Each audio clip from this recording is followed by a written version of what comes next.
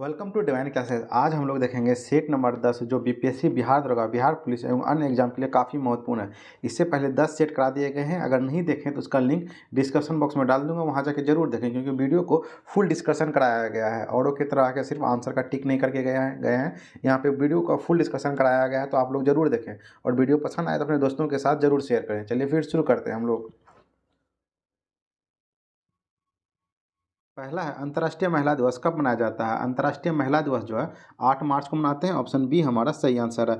यहीं पे 13 फरवरी को याद रखिएगा राष्ट्रीय महिला दिवस मनाते हैं और 18 दिसंबर को जो है अल्पसंख्यक अधिकार दिवस मनाते हैं और 28 अक्टूबर को अंतर्राष्ट्रीय एनिमेशन दिवस मनाते हैं। याद रखिएगा 7 अप्रैल को विश्व स्वास्थ्य दिवस मनाते हैं और 10 अप्रैल को होम्योपैथी दिवस मनाते हैं। नेक्स्ट है नौजवान भारत सभा की स्थापना किसने की थी। तो इसकी स्थापना जो है भगत सिंह ने किया था। ऑप्शन डी हमारा सही आंसर है। भगत सिंह ने कथन है एक इनकलाब जिंदाबाद और भगत सिंह ने मैं अनिश्वरवादी क्यों पुस्तक लिखा था, ये याद रखिएगा। सुभाष चंद्र बोस को जो नेताजी कहा जाता है और चित्तरंजन दास को देशबंधु कहा जाता है, याद रखिएगा।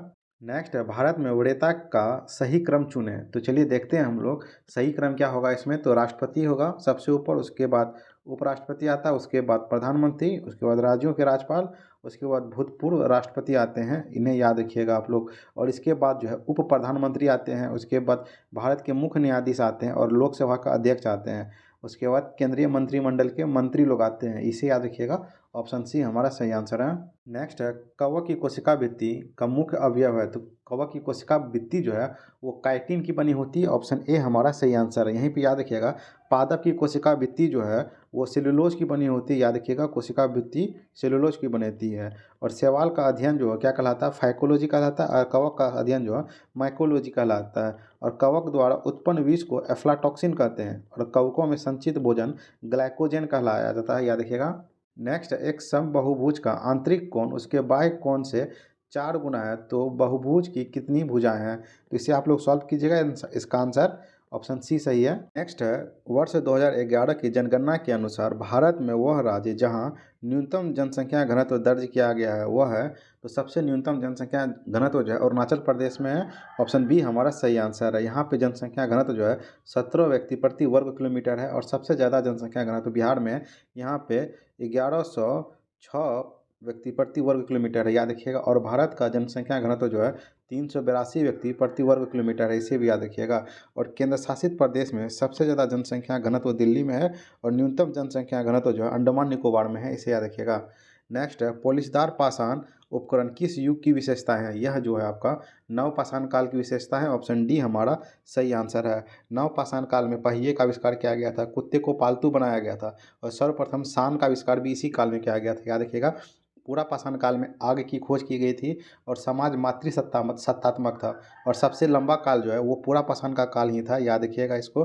और मध्य पाषाण काल में जो है बागोर और आदमगढ़ से सर्वप्रथम पशुपालन का साक्ष्य मिला था और भीमबेटका से अधिक संख्या में सेल आश्रय मिला था, जो कि भीमबेटका कहाँ पे है, एमपी के रायसीना जिला में है, याद रखिएगा। नेक्स्ट है राज्य विधान परिषद के संबंध में निम्नलिखित में से कौन सा कथन सत्य नहीं है। चलिए देखते हैं।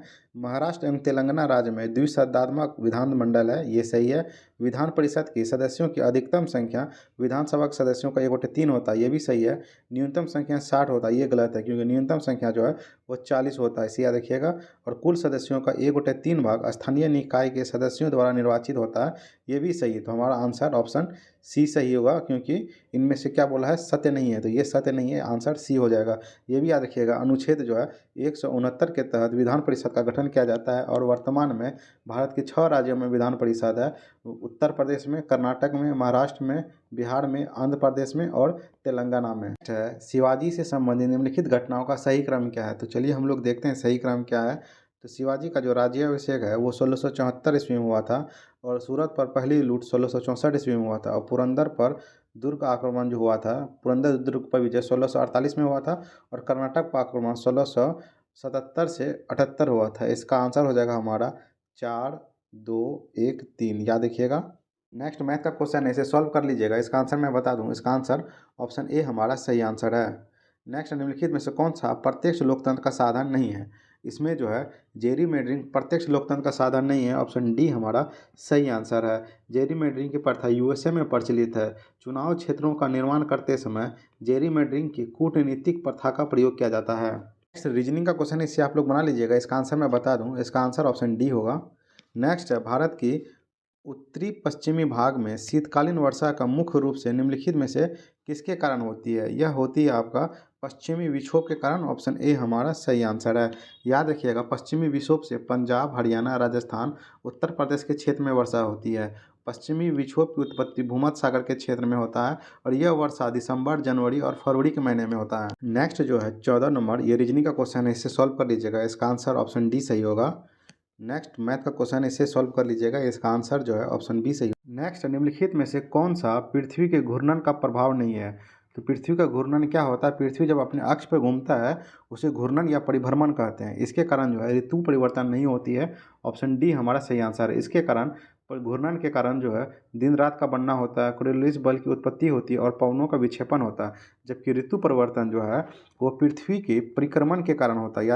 याद रखिएगा कि जब पृथ्वी जो सूर्य के चारों ओर चक्कर लगाता है, इसे परिक्रमण कहते हैं और इसी के कारण जो है ऋतु परिवर्तन होता है। नेक्स्ट, आपातकाल की उद्घोषणा हो तब निम्नलिखित में से कौन से मूल अधिकार को छोड़कर अन्य सभी मूल अधिकारों के परिवर्तन के लिए न्यायालय में जाने का अधिकार निलंबित रहता है? तो याद रखिएगा, जब आपातकाल लागू होता है तो अनुच्छेद और 20-21 को समाप्त नहीं किया जाता है। ऑप्शन ए हमारा सही आंसर है। अनुच्छेद 20 में दोष सिद्धि से संरक्षण है, जिसमें अपराध के समय का कानून लागू होगा। एक अपराध के लिए एक सजा दी जाएगी और खुद के विरुद्ध गवाही देने के लिए बाध्य नहीं किया जाएगा। और अनुच्छेद 21 में जो है प्राण एवं दैहिक स्वतंत्रता है। याद रखिएगा, अनुच्छेद 21 में क्या है? तो प्राण एवं दैहिक स्वतंत्रता है। याद रखिएगा और कि अनुच्छेद 15, 16, 19, 15, 16, 19, 29 और 30 आर्टिकल जो है ये सिर्फ केवल भारत के नागरिकों के लिए बना हुआ है। नेक्स्ट है, भारतीय संविधान के निम्नलिखित में से कौन सी अनुसूची द्वारा स्वायत्त शासित जिले परिषदों की स्थापना का प्रावधान किया गया है? तो यह स्थापना किया गया है छठी अनुसूची में। ऑप्शन बी हमारा सही आंसर है। छठी अनुसूची में जो है असम, मेघालय, त्रिपुरा और मिजोरम राज्यों के जनजातीय क्षेत्रों के प्रशासन के बारे में उपबंध है। याद रखिएगा। और तीसरी अनुसूची में जो है संवैधानिक पदों के उम्मीदवार के शपथ या प्रतिज्ञान का प्रारूप दिया गया है। आठवीं अनुसूची में जो है मान्यता प्राप्त 22 राजभाषाओं का उल्लेख किया गया है और 10वीं अनुसूची में जो है दल बदल उपबंध किया गया, जिसे 52वां संविधान संशोधन 1985 ईस्वी में जोड़ा गया था। नेक्स्ट, एफ्ला विष का उत्पादन होता है। तो एफ्ला विष का उत्पादन जो है कवक द्वारा होता है। याद रखिएगा, अभी ऊपर मैंने इसका डिस्कशन किया था। कवक के अध्ययन को माइकोलॉजी कहते हैं और शैवाल के अध्ययन को फाइकोलॉजी कहते हैं। कवक और शैवाल के साथ सहजीवी संबंध बनाते हैं, उसे लाइकेन कहते हैं। और शैवाल में क्लोरोफिल पाया जाता है, यह स्वपोषी के भांति कार्य करता है।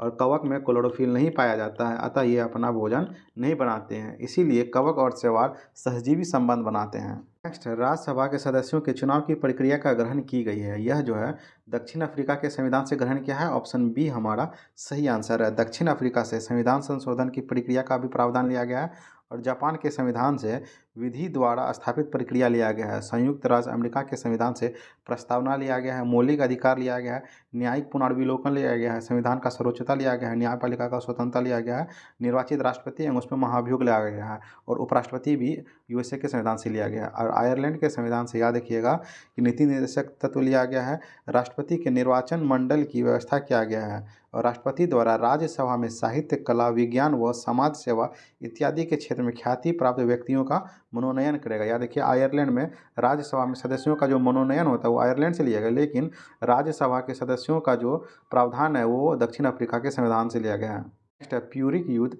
डैश डैश के मध्य लड़े गए थे। तो प्यूरिक के युद्ध जो है रोम और कार्थेज के बीच हुआ था। ऑप्शन बी हमारा सही आंसर है। 3 प्यूरिक युद्ध हुआ था, तीनों में जो है रोम जीता था और कार्थेज पराजित हुआ था। नेक्स्ट है अनुवांशिक विकार, जिसमें केंद्रक में 47 क्रोमोसोम हो जाते हैं, वो कहलाते हैं क्लाइनफिल्टर सिंड्रोम। ऑप्शन ए हमारा सही आंसर है। इसमें 47 क्रोमोसोम हो जाते हैं। इसमें मनुष्य के वृषण यानी टेस्टी अल्प विकसित होते हैं, स्त्रियों के समान स्तन विकसित हो जाते हैं और इस तरह के पुरुष नपुंसक होते हैं। याद रखिएगा, टर्नर सिंड्रोम में जो है क्रोमोसोम की संख्या 45 होते हैं, इसे ध्यान रखिएगा। और डाउन सिंड्रोम में जो है 21वां क्रोमोसोम का जोड़ा होता है, उसमें एक अधिक गुणसूत्र हो जाता है डाउन सिंड्रोम में। और डाउन सिंड्रोम में पीड़ित व्यक्ति मंदबुद्धि हो जाता है। थैलेसीमिया जो है ये बच्चों को माता पिता से आनुवंशिक तौर पर मिलने वाला रक्त रोग है। इस रोग के होने पर शरीर की हीमोग्लोबिन निर्माण प्रक्रिया में गड़बड़ी हो जाती है, जिसके कारण जो है एनीमिया के लक्षण प्रकट हो जाते हैं। नेक्स्ट है, निम्नलिखित में से कौन सा मुख्यमंत्री के विषय में सही नहीं है? चलिए देखते हैं। अंतर्राज्यीय परिषद का सदस्य होता है, ये सही है। राष्ट्रीय शिक्षा परिषद का सदस्य होता है, ये भी सही है। राज्य योजना बोर्ड का अध्यक्ष होता है, ये भी सही है। और राज्य मानवाधिकार आयोग का अध्यक्ष होता है, ये गलत है, क्योंकि राज्य मानवाधिकार आयोग का अध्यक्ष जो है वो उच्च न्यायालय का एक सेवानिवृत्त मुख्य न्यायाधीश या अन्य न्यायाधीश होते हैं, जिसका कार्यकाल जो है 3 वर्ष या 70 वर्ष होता है, इसे याद रखिएगा। और मुख्यमंत्री का नियुक्ति जो है अनुच्छेद 164 के अनुसार किया जाता है। अपविशिक वॉइस में पीएन संधि डायोड के अवक्षय क्षेत्र की चौड़ाई क्या होती है? तो घटती है। ऑप्शन सी हमारा सही आंसर है। नेक्स्ट है, जेम्स टॉबिन के द्वारा पहली बार सुझाया गया कि टोबिन टैक्स निम्न में से किसके लेन देन पर लगाया जाता है? तो यह जो है करेंसी के लेन देन पर लगाया जाता है। ऑप्शन बी हमारा सही आंसर है।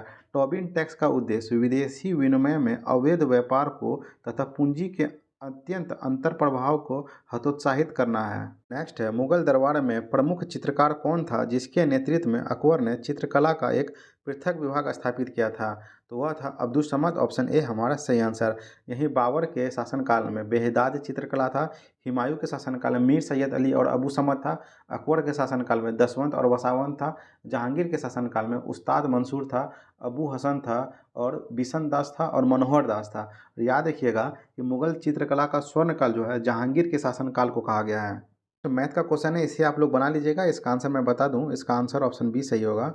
नेक्स्ट है, कृषि का काटो और जलाओ प्रारूप भारत के किस राज्य प्रदेश में प्रचलित है? तो यह जो है आपका उत्तर पूर्वी प्रदेश में प्रचलित है। ऑप्शन डी हमारा सही आंसर। इसे झूम की खेती कहते हैं, याद रखिएगा।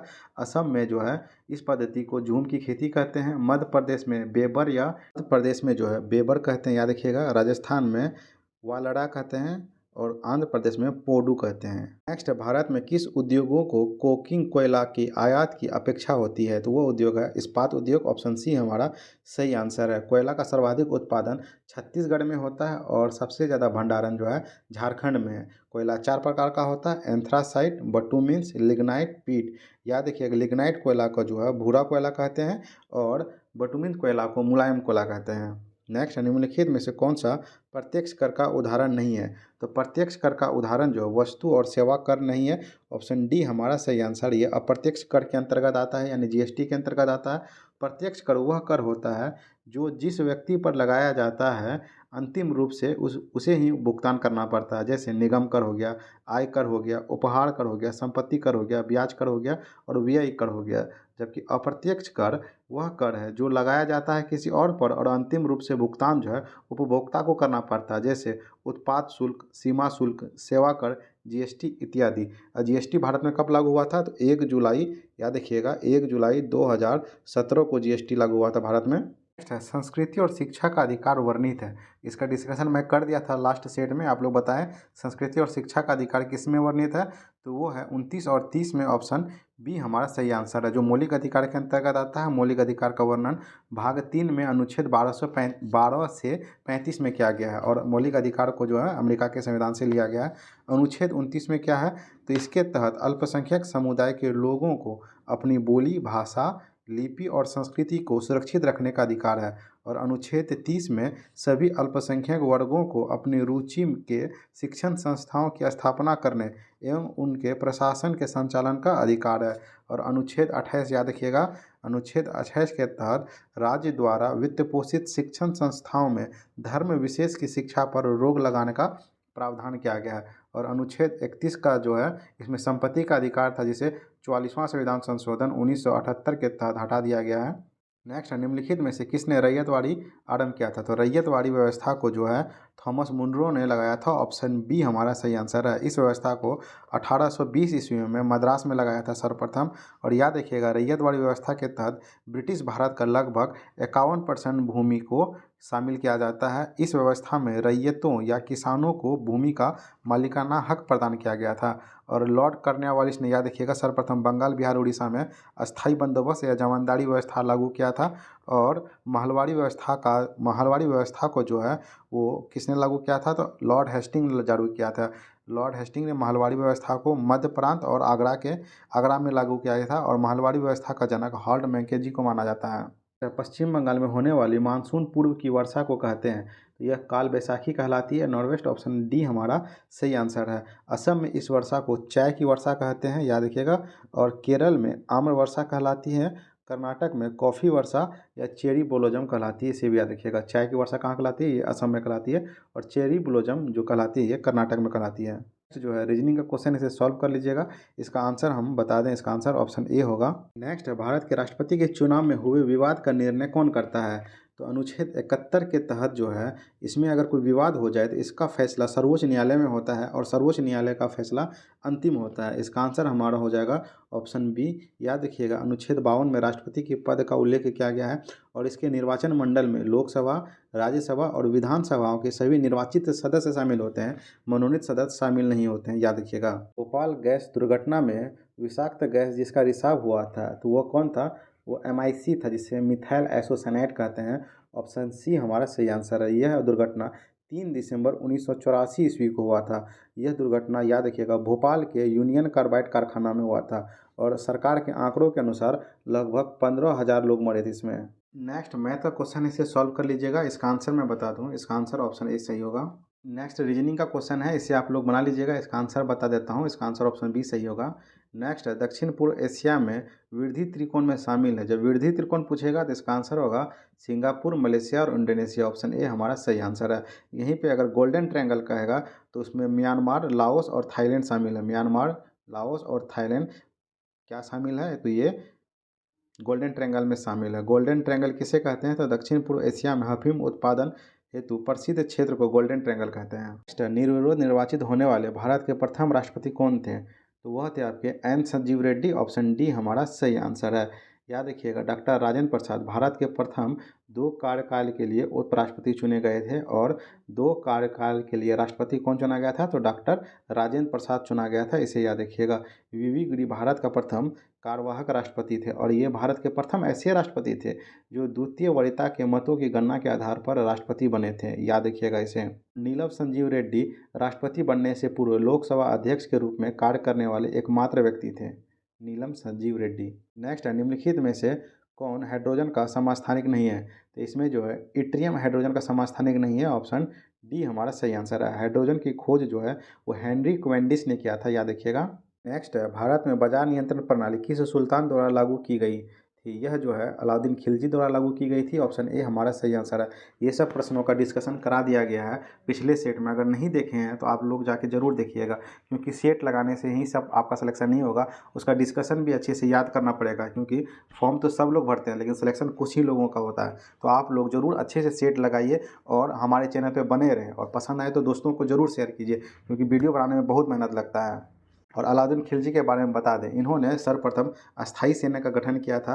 यह पहला सुल्तान था जिसने सैनिकों को नगद वेतन दिया था। यह प्रथम सुल्तान था जिसने वंशानुगत पद को समाप्त कर दिया था। इन्होंने दाग एवं हुलिया व्यवस्था को लागू किया था और यह पहला सुल्तान था जिसने 50% कर को वसूला था। नेक्स्ट है, अकबर द्वारा 1567-68 में चित्तौड़ पर आक्रमण के समय मेवाड़ का शासक कौन था? तो याद रखिएगा, मेवाड़ का शासक जो है उस समय आपका राणा उदय सिंह था। ऑप्शन बी हमारा सही आंसर है। याद रखिएगा कि उस समय जो राणा उदय सिंह था वो सिसोदिया वंश का शासक था और इस आक्रमण में स्वयं अकबर ने नेतृत्व प्रदान किया था। अकबर का अंतिम सैन्य अभियान 1601 ईस्वी में असीरगढ़ के शासक मीर बहादुर के खिलाफ था। नेक्स्ट है, पटाखों से निकलने वाली हरी ज्वाला निम्न के कारण उत्पन्न होती है। तो यह जो है बेरियम के कारण उत्पन्न होती है। ऑप्शन डी हमारा सही आंसर। याद रखिएगा, स्ट्रोंशियम के कारण लाल ज्वाला निकलती है और सोडियम नाइट्रेट के कारण पीली ज्वाला निकलती है। नेक्स्ट है, लोकसभा का प्रथम विपक्ष का नेता था। तो प्रथम लोकसभा का विपक्ष का नेता जो है राम सुभग सिंह थे। ऑप्शन सी हमारा सही आंसर है। लेकिन मान्यता प्राप्त 1977 ईस्वी में सर्वप्रथम विपक्ष का नेता जो था वो था आपका YV चौहान, इसे याद रखिएगा। मोरारजी देसाई प्रथम गैर कांग्रेसी प्रधानमंत्री थे। लोकसभा का प्रथम अध्यक्ष GV मावलंकर थे और लोकसभा का गठन जो है 1952 ईस्वी में हुआ था। नेक्स्ट है, ग्लूकोज का एक अणु एंजाइम उत्प्रेरित श्रृंखलाओं की अभिक्रियाओं द्वारा पायरुविक अम्ल के 2 अणुओं में टूट जाता है। इस प्रक्रिया को कहते हैं, इस प्रक्रिया को ग्लाइकोलिसिस कहते हैं। ऑप्शन सी हमारा सही आंसर है। ग्लाइकोलिसिस के बारे में जान लेते हैं। कोशिका द्रव में इस प्रक्रिया में ग्लूकोज टूटकर पायरुविक एसिड में बदल जाता है। इस प्रक्रिया में ऑक्सीजन की आवश्यकता नहीं होती है। इसमें 4 एटीपी ऊर्जा उत्पन्न होती है, जिसमें 2 एटीपी का प्रयोग इसी क्रिया के लिए किया जाता है। और क्रेब चक्र याद रखिएगा, माइटोकॉन्ड्रिया के मैट्रिक्स ऑक्सीजन की उपस्थिति में पायरुविक अम्ल का पूर्ण ऑक्सीकरण होता है और 38 एटीपी ऊर्जा मुक्त होता है। एटीपी को ऊर्जा का करेंसी भी कहा जाता है, याद रखिएगा। नेक्स्ट है गोरो खासी जयंतिया पहाड़ी किस राज्य में स्थित है? तो ये पहाड़ी जो है आपका मेघालय में है। ऑप्शन बी हमारा सही आंसर है। मेघालय में गोरो खासी जयंतिया नामक जनजाति भी पाई जाती है। अरुणाचल प्रदेश में याद रखिएगा मिसमी पहाड़ी है और मणिपुर में लोकटक झील पाया जाता है। और सिक्किम जो है भारत का पूर्णतः जैविक कृषि करने वाला प्रथम राज्य है। डेविस कप का संबंध किस खेल से है? तो डेविस खेल का संबंध जो है टेनिस से है। डेविस टेनिस ऐसे याद कर लीजिएगा, नहीं तो कन्फ्यूजन होगा। और टेनिस में ही ग्रैंड स्लैम, हाफमैन कप और फेडरेशन कप दिया जाता है। और बैडमिंटन से याद रखिएगा, बैडमिंटन से Thomas cup, Uber cup, Sudirman cup, Narang cup, Chadda cup दिया जाता है। आंसर हमारा ऑप्शन सी सही होगा। नेक्स्ट है कौन सा युग्म सुमेलित नहीं है? एक तरफ जलयान निर्माण उद्योग दिया गया है, दूसरी तरफ अवस्थी दिया गया है। चलिए देखते हैं। Garden Reach shipyard limited Kolkata, ये सही है। गोवा शिपयार्ड लिमिटेड वास्को डिगामा, ये भी सही है। मझगांव डॉक लिमिटेड गोवा, ये गलत है क्योंकि यह जो है मुंबई में है, इसे याद रखिएगा आप लोग। नेक्स्ट है राज्यसभा साधारण विधेयक को अधिकतम लंबित कर सकता है, तो वह जो है 6 माह के लिए लंबित कर सकता है। ऑप्शन सी हमारा सही आंसर है। और यहाँ पे धन विधेयक को 14 दिन के लिए रोक सकता है। लेकिन साधारण विधेयक पर दोनों सदनों के बीच गतिरोध अवस्था में अनुच्छेद 108 के तहत संयुक्त अधिवेशन होता है, इसे भी याद रखिएगा। नेक्स्ट मैथ का क्वेश्चन है, इसे बना लीजिएगा आप लोग। इसका आंसर मैं बता दूं, इसका आंसर ऑप्शन बी सही होगा। नेक्स्ट है राष्ट्रपति के द्वारा किसी अपराध में दंड को कुछ समय के लिए निलंबित करना क्या कहलाता है? तो यह कहलाता है आपका प्रविलंबन। ऑप्शन डी हमारा सही आंसर है। क्षमा किसे कहते हैं? तो दंड और बंदीकरण दोनों को हटाकर दोष सिद्धि के यानी दोषी को सभी दंडावेश से पूर्णतः मुक्ति करना क्षमा कराना कहलाता है। और दंड की प्रकृति में परिवर्तन किए बिना सजा की अवधि कम करना परिहार कहलाता है। और विराम का अर्थ होता है कि किसी दोषी को मिली सजा अपंगता एवं गर्भावस्था इत्यादि परिस्थितियों में कम करना। नेक्स्ट है भारतीय राज्यों की आज़ादी के बाद पुनर्गठन मुख्यतः जिस आधार पर किया गया था, तो वह आधार था भाषाई आधार। ऑप्शन ए हमारा सही आंसर है। भाषाई आधार पर सर्वप्रथम 1953 ईस्वी में आंध्र प्रदेश का स्थापना किया गया था, जो कि तेलुगु भाषी क्षेत्र था। याद रखिएगा 1953 में ही राज्य पुनर्गठन आयोग का स्थापना किया गया था। और राज्य पुनर्गठन विधेयक जो है 1956 ईस्वी में पारित किया गया था। राज्य पुनर्गठन आयोग के जो अध्यक्ष थे वो फजल अली थे। इस समय जो है 14 राज्य और 6 केंद्र शासित प्रदेश स्थापित किए गए थे। नेक्स्ट निम्नलिखित में से कौन सा युग्म संपादक और समाचार पत्र सुमेलित नहीं है? तो राजा राम मोहन राय संवाद कौमुदी, ये सही है। राजा राम मोहन राय ने संवाद कौमुदी और मिरातुल अखबार लिखा था। और ईश्वर चंद्र विद्यासागर ने सोम प्रकाश लिखा था, ये भी सही है। और अमृत बाजार पत्रिका मोतीलाल घोष एवं शिशिर कुमार घोष ने किया था, ये भी सही है। Annie Besant servant of society of India, ये गलत है क्योंकि सर्वेंट सोसाइटी ऑफ इंडिया का स्थापना जो है गोपाल कृष्ण गोखले ने किया था। गोपाल कृष्ण गोखले महात्मा गांधी के गुरु थे और इन्हें लोक हितवादी भी कहा जाता है। एनी बेसेंट ने जो है, याद रखिएगा, एनी बेसेंट ने न्यू इंडिया और कॉमन बिल का संपादन किया था। नेक्स्ट मैथ का क्वेश्चन है, इसे आप लोग बना लीजिएगा, बहुत ही इजी क्वेश्चन है। इसका आंसर ऑप्शन बी होगा। निम्नलिखित में से कौन कैबिनेट मिशन का सदस्य नहीं था? देखिए, और ये क्वेश्चन भ्रूण और गर्भाशय के बीच संवहनी संपर्क, ये दोनों क्वेश्चन देखिए पिछले सेट में कराए गए थे। जितने सेट कराए गए हैं, ज़्यादा नहीं कराए गए हैं, 8-9 सेट कराए गए हैं, उसे आप लोग जरूर देखिएगा क्योंकि ये सब क्वेश्चन देखिए अब रिपीट होने लगा। 50% से मैक्सिमम क्वेश्चन जो है अब रिपीट हो रहा है, तो आप लोग नहीं देखें तो जरूर जाके देखिएगा। चलिए बताते हैं कि कैबिनेट मिशन का सदस्य नहीं था, तो इसमें जो है विलियम बॉर्ड इसका सदस्य नहीं था। ऑप्शन ए हमारा सही आंसर है। इसका सदस्य पैथिंग लॉरेंस, स्टीफन क्रिप्स और ए.बी. अलेक्जेंडर था। लॉर्ड पैथिंग लॉरेंस जो है इसके अध्यक्ष थे, ये भी याद रखिएगा।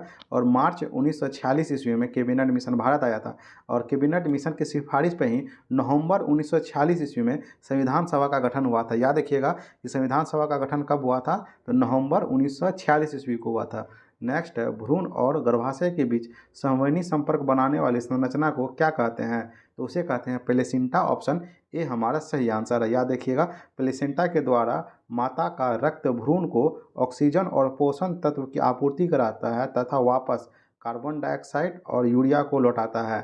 और फिलिपिन ट्यूब जो है, याद रखिएगा फिलिपिन ट्यूब में निषेचन होता है। देखिए आप ये दोनों क्वेश्चन भी पिछले सेट में करा दिए गए थे। जो लोग रेगुलर सेट दे रहे होंगे उन्हें ये सब क्वेश्चन बनाने में दिक्कत नहीं आ रही होगी और उन लोग एग्जाम में अच्छा परफॉर्म करके आएंगे। चलिए देखते हैं हम लोग मिनी माता रोग निम्नलिखित में से किसके सेवन से होता है। तो मिनी माता रोग जो है वो पारा या मरकरी के सेवन से होता है। ऑप्शन बी हमारा सही आंसर है। मिनी माता रोग जो सर्वप्रथम जापान के मिनी माता शहर में देखा गया था, इसलिए इसका नाम जो है मिनी माता ही रख दिया गया था। याद रखिएगा कैडमियम के कारण जो है इटाई रोग होता है। कैडमियम के कारण क्या होता है? तो इटाई रोग होता है। प्रेरित विद्युत वाहक बल का परिणाम चुंबकीय फ्लक्स में समय के साथ होने वाले परिवर्तन की दर के बराबर होता है, यह कथन है। तो यह कथन जो है फ्राइडे के विद्युत चुंबकीय प्रेरण के नियम है। ऑप्शन सी हमारा सही आंसर है। और लेंस का नियम क्या है? तो लेंस के नियम के अनुसार प्रेरित विद्युत वाहक बल अपने उत्पत्ति के कारण विपरीत होती है। इसे याद रखिएगा, ये लेंस का नियम है। लेंस का नियम ऊर्जा संरक्षण सिद्धांत पर आधारित है। नेक्स्ट मैथ का क्वेश्चन है, इसे आप लोग बना लीजिएगा। इसका आंसर मैं बता दूं, इसका आंसर ऑप्शन सी सही है। नेक्स्ट भारत के तटीय सीमा वाले राज्यों की संख्या है, तो वो है 9। ऑप्शन सी हमारा सही आंसर है। चलिए देखते हैं पूर्वी घाट में जो तटीय राज्य हैं वो हैं पश्चिम बंगाल, उड़ीसा, आंध्र प्रदेश और तमिलनाडु। ये 4 हो गए। और पश्चिमी घाट में स्थित तटीय राज्य कौन कौन है? केरल, कर्नाटक, गोवा, महाराष्ट्र और गुजरात। ये 5 हो गए, टोटल 9 राज्य हो गए। और सभी तटीय राज्यों में सबसे लंबी तटरेखा वाला राज्य गुजरात का है। नेक्स्ट है पादशाहनामा का रचयिता कौन है? तो पादशाहनामा के रचयिता अब्दुल हामिद लाहौरी है। ऑप्शन सी हमारा सही आंसर है। याद रखिएगा बदायूनी ने जो है मुंतखब उल तवारीफ लिखा था और खफी खान ने जो है मुंतखब उल लुबाब लिखा था। क्या लिखा था? मुंतखब उल लुबाब। और शाहजहांनामा को इनायत खान ने लिखा था, इसे भी याद रखिएगा। नेक्स्ट है निम्नलिखित में से भारत की कौन सी नदी ज्वार नदमुख बनाती है? तो वो है आपकी ताप्ती नदी। ऑप्शन बी हमारा सही आंसर है। ताप्ती नदी और नर्मदा नदी जो है वो ज्वार नदमुख बनाती हैं। जो नदी डेल्टा नहीं बनाती है उसके मुहाने पर एस्चुरी या ज्वार नदमुख कहा जाता है। याद रखिएगा आप लोग। नेक्स्ट है गांधी सागर बांध निम्नलिखित में से किसका हिस्सा है? तो यह जो है चंबल नदी पर स्थित है। ऑप्शन ए हमारा सही आंसर है। और मध्य प्रदेश के चंबल नदी पर स्थित है। याद रखिएगा सरदार सरोवर बांध परियोजना नर्मदा नदी पर गुजरात में है। जयकवाड़ी परियोजना जो है गोदावरी नदी पर महाराष्ट्र में है। और हीराकुंड बांध जो महानदी पर उड़ीसा पे है, यह भारत का सबसे लंबा बांध है। और भारत का सबसे ऊंचा बांध टिहरी नदी भागीरथी नदी पर उत्तराखंड में। और कोसी नदी को बिहार का शोक कहते हैं। नेक्स्ट रीजनिंग का क्वेश्चन है, इसे आप लोग बना लीजिएगा। इसका आंसर बता दूं, ऑप्शन ए सही है। और नेक्स्ट मैथ का क्वेश्चन है, इसका आंसर ऑप्शन बी सही है। नेक्स्ट निम्नलिखित राज्यों में से किस एक में केमुल लामजाओ राष्ट्रीय उद्यान है? तो केमुल लामजाओ राष्ट्रीय उद्यान मणिपुर में है। ऑप्शन सी हमारा सही आंसर है। यह विश्व का एकलौता तैरता हुआ राष्ट्रीय उद्यान है। कंचनजंगा राष्ट्रीय उद्यान सिक्किम में, याद रखिएगा। और इंटाकी राष्ट्रीय उद्यान जो है नागालैंड में है। और माउलिंग और नामदफा राष्ट्रीय उद्यान अरुणाचल प्रदेश में है, ये भी याद रखिएगा। नेक्स्ट निम्नलिखित में से किस गवर्नर जनरल का नाम व्यापगत का सिद्धांत या डॉक्ट्रिन ऑफ लैप्स के साथ जुड़ा हुआ है? तो यह जुड़ा हुआ है आपका लॉर्ड डलहौजी के काल से। ऑप्शन बी हमारा सही आंसर है। लॉर्ड डलहौजी ने सर्वप्रथम सतारा को 1848 ईस्वी में व्यापगत के सिद्धांत के अनुसार ब्रिटिश शासन में मिला लिया था। याद रखिएगा लॉर्ड कर्जन के शासनकाल में 1905 ईस्वी में बंगाल विभाजन हुआ था। और लॉर्ड रिपन को सज्जन रिपन कहते हैं। फ्लोरेंस नाइटिंगेल ने रिपन को भारत का उद्धारक कहा गया था। लॉर्ड रिपन ने 1881 ईस्वी में प्रथम फैक्ट्री एक्ट लागू किया जो बाल श्रमिकों को ध्यान में रख कर लाया गया था 1881 ईस्वी में। इसी के समय सर्वप्रथम विधिवत रूप से 10 वर्षीय जनगणना की शुरुआत की गई। और 1882 ईस्वी में लॉर्ड रिपन ने वर्नियाकुलर प्रेस एक्ट को समाप्त कर दिया, जिसे लाया था लॉर्ड लिटन ने। और रिपन ने 1882 ईस्वी में स्थानीय स्वशासन को जन्म दिया। एग्जाम में पूछता है स्थानीय स्वशासन का जनक किसे कहते हैं? तो लॉर्ड रिपन को कहते हैं। नेक्स्ट निम्नलिखित में से भारत में सदाबहार वन कहाँ पाए जाते हैं? तो इसमें सदाबहार वन जो है असम में पाया जाता है। ऑप्शन ए हमारा सही आंसर है। याद रखिएगा सदाबहार वन अधिक तापमान तथा अधिक वर्षा वाले भागों में पाया जाता है। यह वन कभी भी पत्ता विहीन नहीं होता, इसे पत्ता कभी नहीं झड़ते हैं। याद रखिएगा सदाबहार वन जो है पश्चिमी घाट, पूर्वी भारत और अंडमान निकोबार द्वीप समूह में स्थित उच्च वर्षा वाले क्षेत्र में पाए जाते हैं। और विश्व का सबसे बड़ा सदाबहार वन जो है सुंदरवन पश्चिम बंगाल में है। नेक्स्ट एक स्वस्थ मनुष्य का रक्तचाप होता है। एक स्वस्थ मनुष्य का रक्तचाप जो है 120/80 mm ऑफ Hg होता है। ऑप्शन डी हमारा सही आंसर है। 120 जो है ये होगा आपका सिस्टोलिक प्रेशर होता है और 80 जो है वो डायस्टोलिक प्रेशर होता है। और रक्तचाप को जो है स्फेग्मोमैग्नोमीटर से मापा जाता है। किससे? स्फेग्मोमैनोमीटर से मापा जाता है। और हृदय का एक धड़कन में 70 ml रक्त प्रभावित होता है, याद रखिएगा। एक धड़कन में 70 ml रक्त निकलता है। और कृत्रिम हृदय का नाम जार्विक 7 है, इसे भी याद रखिएगा। नेक्स्ट है सुंदरवन पाए जाते हैं, तो सुंदरवन जो है वो मैंग्रोव वन में पाए जाते हैं। ऑप्शन ए हमारा सही आंसर है। और सबसे ज़्यादा मैंग्रोव वन जो है पश्चिम बंगाल में है, याद रखिएगा। नेक्स्ट है यॉर्कर शब्द का प्रयोग किया जाता है, तो इस शब्द का प्रयोग क्रिकेट में किया जाता है। ऑप्शन ए हमारा सही आंसर है। अन्य शब्द याद रखिएगा, जैसे यॉर्कर हो गया, गुगली हो गया, बाउंसर हो गया, बीमर हो गया, कैरम बॉल हुआ और फ्लिपर हुआ, ये सब क्रिकेट के लिए प्रयोग किया जाता है। और निशानाबाजी के लिए सबसे प्रमुख वर्ड एक याद रखिएगा, बुल्स आई प्रयोग किया जाता है, बहुत इंपॉर्टेंट है। नेक्स्ट है भारत का कौन सा राज्य नौका दौड़ के लिए प्रसिद्ध है, तो नौका दौड़ के लिए केरल प्रसिद्ध है। ऑप्शन ए हमारा सही आंसर। याद रखिएगा कि नौका दौड़ का विजेता को नेहरू ट्रॉफी दौड़ प्रतियोगिता ट्रॉफी दी जाती है। नेक्स्ट है भारत का कौन सा राज्य नौका दौड़ के लिए प्रसिद्ध है, तो नौका दौड़ के लिए केरल प्रसिद्ध है। ऑप्शन ए हमारा सही आंसर है। ओणम उत्सव की प्रमुख विशेषता जो है वो सर्प नौका दौड़ है, याद रखिए। और ओणम पर्व जो है केरल में मनाया जाता है। और नौका दौड़ के विजेता को नेहरू नौका दौड़ प्रतियोगिता ट्रॉफी दी जाती है, इसे याद रखिएगा, एग्जाम में पूछ जाता है। नेक्स्ट है ये आपका फिजिक्स का क्वेश्चन है, आप लोग इसे बना लीजिएगा, इसका आंसर मैं बता दूं, ऑप्शन बी सही होगा। नेक्स्ट है भारत का वह राज्य जहां विश्व के थोरियम का विशाल भंडार है, तो वह राज्य है केरल। ऑप्शन ए हमारा सही आंसर है। केरल के मलावा तट पर मोनाजाइट अयस्क पाया जाता है, जिससे थोरियम बनता है। थोरियम के अन्य अयस्क हैं अल्नाइट और थोरोनाइट। थोरियम का परमाणु संख्या 90 होता है, ये भी याद रखिएगा। नेक्स्ट है कंबोडिया निम्नलिखित में से किस भौगोलिक और सांस्कृतिक व राजनीतिक उपविभाग में आता है, तो यह जो है दक्षिण पूर्व एशिया में आता है। ऑप्शन ए हमारा सही आंसर है। दक्षिण पूर्व एशिया में जो है आपका Myanmar, Thailand, Laos, Cambodia, Vietnam आता है, याद रखिएगा। पूर्वी एशिया में जापान आता है, उत्तर कोरिया, दक्षिण कोरिया, चीन आता है, याद रखिएगा। और मध्य एशिया में जो है कजाकिस्तान, किर्गिस्तान, तजाकिस्तान, तुर्कमेनिस्तान आता है। और दक्षिण पश्चिम एशिया में जो है आपका आता है सऊदी अरब, यमन, ओमान, कतर, कुवैत, ये सब आते हैं। नेक्स्ट है आत्मीय समाज की स्थापना किसने की थी, ये क्वेश्चन मैं पहले बता चुका हूँ, आप लोग बताएं इसका आंसर। आत्मीय समाज की स्थापना राजा राम मोहन राय ने 1815 ईस्वी में किया था। ऑप्शन सी हमारा सही आंसर है। राजा राम मोहन राय ने 1828 ईस्वी में ब्रह्म समाज की स्थापना की थी। और राजा राम मोहन राय ने अपने सहयोगी डेविड हेयर की सहायता से कलकत्ता में हिंदू कॉलेज की स्थापना किया था, कब, तो 1817 ईस्वी में, ये याद रखिएगा, एग्जाम में ये पूछ देता है। और ज्योतिबा फूले ने सत्य शोधक समाज की स्थापना की थी। दयानंद सरस्वती ने 1875 ईस्वी में आर्य समाज की स्थापना की थी। दयानंद सरस्वती का बचपन का नाम मूल शंकर है, याद रखिएगा। और स्वामी विवेकानंद ने 1893 ईस्वी में शिकागो धर्म सम्मेलन में भारत का प्रतिनिधित्व किया था। और स्वामी विवेकानंद ने ही रामकृष्ण मिशन की स्थापना 1896-97 में किया था। नेक्स्ट है न्यूक्लियस के बाहर डीएनए मिलता है, तो न्यूक्लियस के बाहर डीएनए जो है माइटोकॉन्ड्रिया और याद रखिएगा क्लोरोप्लास्ट में मिलता है। ऑप्शन डी हमारा सही आंसर है। माइटोकॉन्ड्रिया और क्लोरोप्लास्ट में डीएनए के डबल हेलिक्स मॉडल का प्रतिपादन वाटसन एवं क्रिक ने किया था। नेक्स्ट है निम्न में से कौन सा कथन सत्य है, चलिए देखते हैं। 7 विषम संख्याओं का योगफल सम होता है, ये गलत है। नेक्स्ट है सभी अभाज्य संख्या विषम होती है, ये भी गलत है। 2 अभाज्य संख्या का योग हमेशा सम होता है, ये भी गलत है।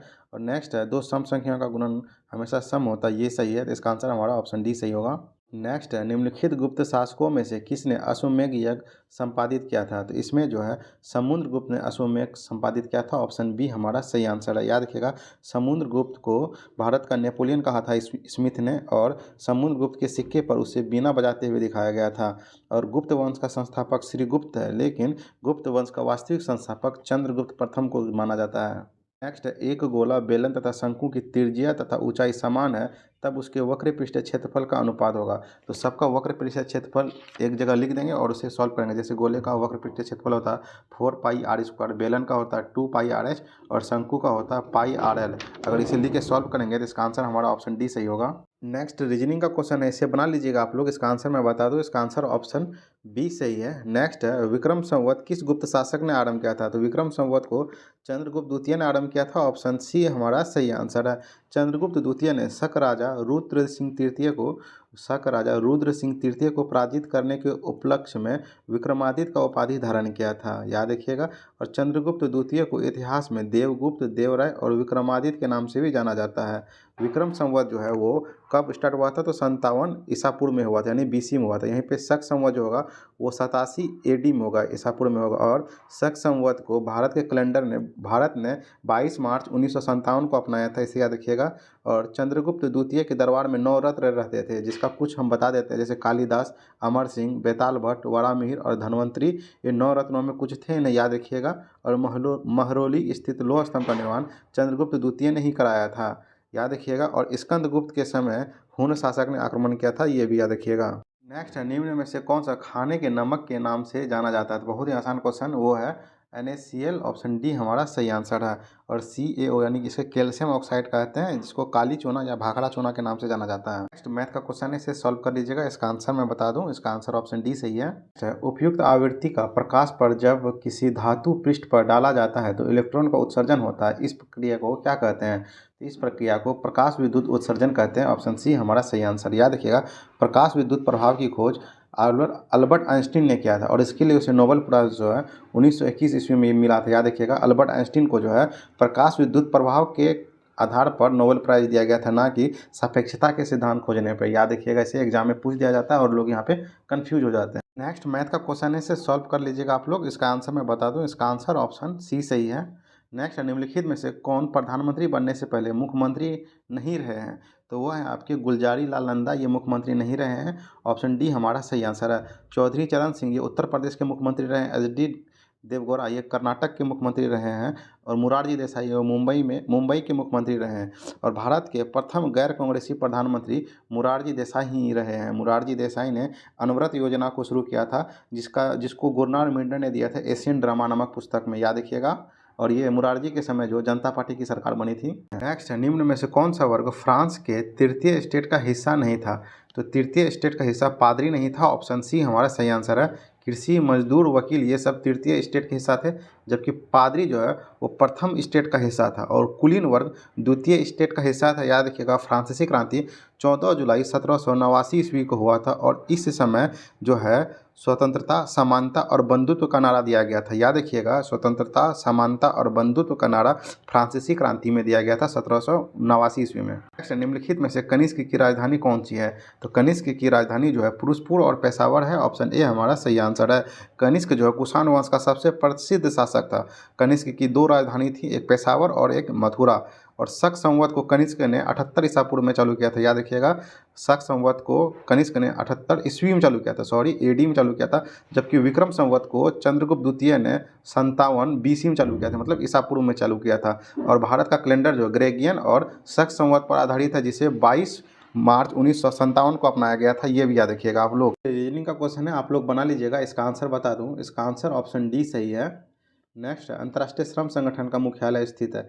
इसका मुख्यालय जेनेवा, स्विट्जरलैंड में है। ऑप्शन ए हमारा सही आंसर है। जेनेवा में ही विश्व स्वास्थ्य संगठन, विश्व बौद्धिक संपदा संगठन, विश्व व्यापार संगठन, विश्व शरणार्थी संगठन और रेड क्रॉस का मुख्यालय है। वाशिंगटन DC अमेरिका में जो है विश्व बैंक, अंतर्राष्ट्रीय मुद्रा कोष और अंतर्राष्ट्रीय वित्त निगम का मुख्यालय है। रोम में जो है संयुक्त राष्ट्र खाद्य एवं कृषि संगठन, अंतर्राष्ट्रीय कृषि विकास एवं कोष संगठन का मुख्यालय है। याद रखिएगा, जेनेवा में जो है पेरिस में जो है आपका, याद रखिएगा, यूनेस्को का मुख्यालय कहाँ पे? पेरिस में है। और 33वां ओलंपिक जो है 2024 में जो है वो पेरिस, फ्रांस में ही आयोजित किया जाएगा। याद रखिएगा। नेक्स्ट क्वेश्चन है, दाब बढ़ाने पर बर्फ का गलनांक क्या होता है?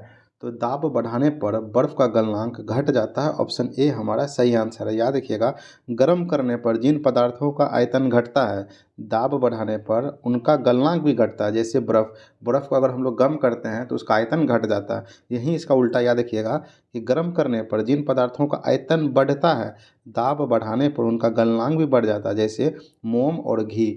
याद रखिएगा, दाब का SI मात्रक न्यूटन पर मीटर स्क्वायर है, जिसे पास्कल भी कहते हैं। और दाब जो है क्वथनांक के समानुपाती होता है। याद रखिएगा, दाब जो है क्वथनांक के समानुपाती है, यानी क्वथनांक बढ़ेगा तो दाब बढ़ेगा, क्वथनांक घटेगा तो दाब घटेगा। नेक्स्ट जो है आप लोग बना लीजिएगा, ये रीजनिंग का क्वेश्चन है। इसका आंसर मैं बता दूं, ऑप्शन बी सही है। मैथ का क्वेश्चन है, इसे बना लीजिएगा। इसका आंसर ऑप्शन सी सही है। इसका आंसर ऑप्शन डी सही है और इसका आंसर ऑप्शन सी सही है। तो इसका आंसर ऑप्शन डी सही है, इसे भी बना लीजिएगा आप लोग।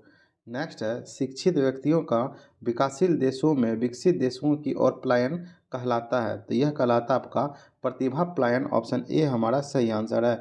आप लोग इसे याद रखिएगा, यह मुख्यतः किसी देश के भीतरी अच्छे रोजगार के अवसरों की कमी का नतीजा है। जहाँ पे अगर रोजगार नहीं मिलेगा तो वो अपने दो देश से विकसित देशों की ओर पलायन करेंगे, ठीक है, उसको, ताकि अच्छा रोजगार मिल सके और उसे अच्छा सैलरी मिल सके। तो इस प्रकार हमारा आज का वीडियो समाप्त होता है। उम्मीद करता हूँ आपको ये वीडियो पसंद आई होगी और इसी तरह के वीडियो देखने के लिए हमारे चैनल के साथ जुड़े रहें। और पसंद आई है तो अपने दोस्तों को ज़रूर शेयर करें। मिलते हैं नेक्स्ट वीडियो में, तब तक के लिए जय हिंद।